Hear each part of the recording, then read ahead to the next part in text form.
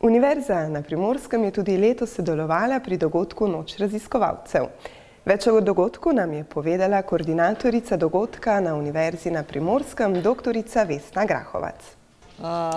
To leto smo Evropsko noč raziskovalcev organizirali na 4 lokacijah, 2 v Izoli in 2 v Kopru. V Izoli je to na UP FVZ oziroma Fakulteti za vede o zdravju Univerze na Primorskem, potem v Arheološkem parku Simonov zaliv, v Kopru v dvorišču rektorata in v stavbi Galeb UP Famnit.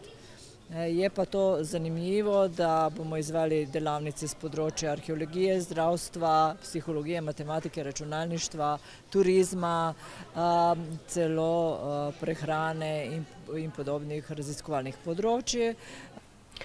Na dogodku so obiskovalci izvedeli marsikaj zanimivega, med drugim tudi podatke o populaciji delfinov v slovenskem morju. Trenutno imamo v katalogu okrog 150 delfinov, ki jih že poznamo, ki jih zelo dobro poznamo.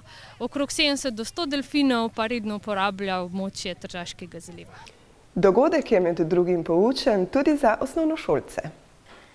Kaj sem se jaz naučil? Tisto o priborih in o teh igračah, ki so jih imeli te Rimljani, in zdaj je tudi ta, kamor smo zdaj. In še razlog, zakaj Noč raziskovalcev poteka podnevi? Noč raziskovalcev je podnevi predvsem zaradi tega, ker smo ugotovili, da smo vzbudili veliko zanimanja osnovnih in srednjih šol. Otroci zaradi svojih obveznosti se lažje udeležijo delavnic po dnevu, tako da smo enostavno to našo noč premaknili v dan in kot vidite, ta naša noč je zelo svetla in čudovita. Dogodki, kot je Noč raziskovalcev, predstavljajo izjemno možnost predstaviti delo raziskovalcev na univerzi širši javnosti in tako predstaviti delo in dosežke raziskovalcev.